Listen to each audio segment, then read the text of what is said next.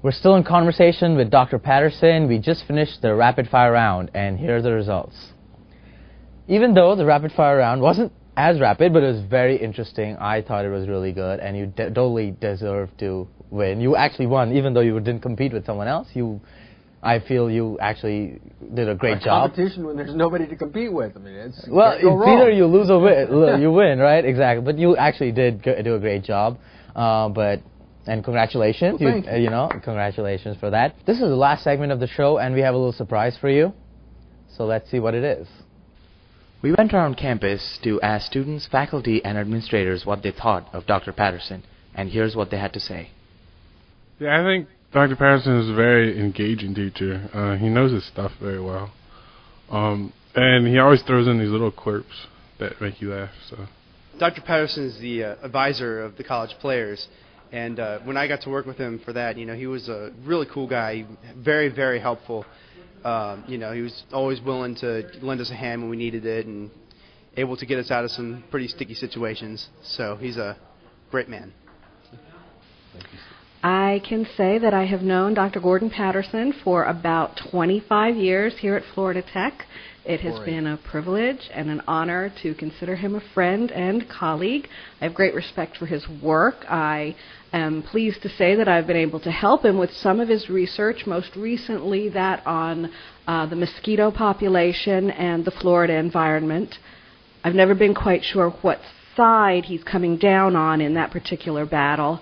Memories of Gordon would be his extensive knowledge of Florida Tech history, his fascinating rapport with students, but my biggest memory is probably the sight of a sweaty and balding Gordon Patterson pedaling the streets of Melbourne on that bicycle. I've never been able to get that out of my brain, but Gordon, you've made an indelible impression. Their medication. Well, I've known Dr. Patterson for almost 22 years. One of the finest gentlemen you ever could meet. Terrific teacher. Students just loved him. He used to play a lot of prank jokes on me. And one day, I happened to get on the elevator in the 6th floor with him coming down. And it was around noon.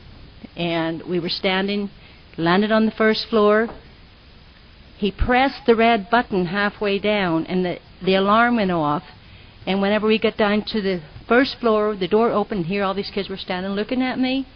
And he said, "She's the one that did this." He used to hide between trees, and he used to go and like a monkey jumping get up on top of my desk one time and did that. But he is a terrific guy, and I really have the highest respect for him. Gordon Patterson? Gordon?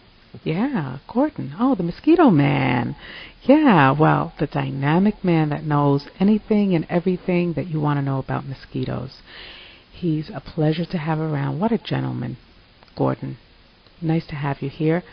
Nice to see you every day, and always here to service you because you're always willing and able and just quite a gentleman to help us out.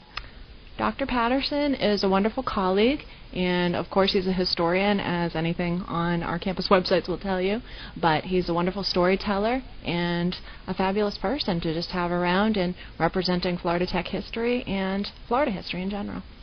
I haven't known Dr. Patterson very long, but he is a wonderful colleague and quite the character. Quite the character. That's my colleague Heidi Edwards, who's quite a good teacher, and Lisa Peredigo, and Marge Richardson, and Tori Smith, and so many good people, Steve Tucker, and Mr. Sargent, who you had on first, missed class this morning. I guess I didn't have a hot enough lecture topic for him, but I appreciate his kind words. So, I hope you enjoyed that. It was... Well, it is. It's, in my aspiration of what I want to be, I would like to be a nice guy. Just a guy who did his job and tried to be helpful to others. And it's very touching that for some people, I've been a nice guy.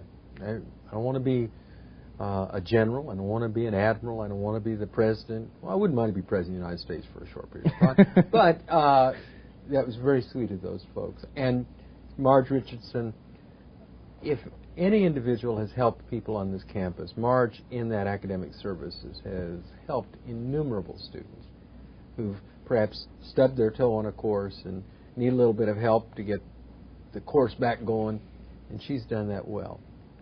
And actually what happened in the elevator is I hit the button.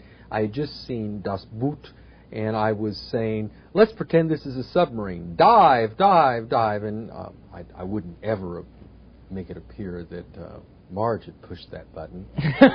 Only I would. Let's see who do we trust there, but definitely. Actually, we didn't ask them to say nice things. This is their honest opinion, and no one had anything other than. You should have asked them to say nice things. No, yeah, I'm just clearing the air there. I'm being facetious. Yeah. Well, thank you for doing that. No, we just said your honest opinion, what you have to say, and it was just a little surprise for you, and I hope you liked it. Well, I did.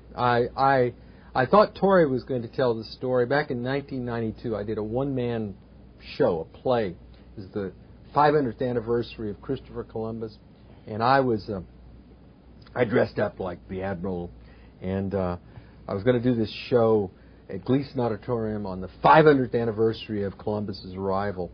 And because of my support of the Clinton-Gore ticket and working with the Democrats, Gore was going to give a speech on campus. And so they needed me on Wednesday to clear the stuff out. And I was walking across campus on that Wednesday afternoon with my sword, and I had my costume on, I think, because it's easier to wear it. And somebody said, "Who are you?" And I stuck my sword up in the air and said, "I am Cristoforo Colon, Admiral of the Ocean Sea." And then I saw the ear thing, and it was a Secret Service guy, and they took me off, and they ran my Social Security number, and they realized that I was who I said I was. And but they said I couldn't be within 50 feet of Gore. And I'd been the guy that invited him to campus. So Gore came, and I had the distinction of standing 50 feet away from Gore. And he waved at me, and I waved at him. And at that time, I was also the faculty advisor of the Young Republicans, and they were having a protest, and the Young Democrats, and they were having a rally. And the Secret Service guy said, "I can't figure this out. Christopher Columbus is leading the Democrats and the Republicans. What's going to become of this continent?" And I said, "Come to Florida Tech and we'll show you what's going to become of it." And finally, do you want anything you want to tell the students, a message for the students? Keep me sharp. Keep me working. Keep me going. You've done it for 26 years. I'm good for game, I hope, and let's go for match point together. Well, it was a marvelous interview. I had a lot of fun. I really am honored that you're here, and I hope you had fun too. And well, as I said to you, I think David Letterman's got a competitor. Well, thank you so much for coming in. I hope you like the coffee. I hope you like the talk, and thank you once again. Okay. Thank you so much. Thank you. That's all.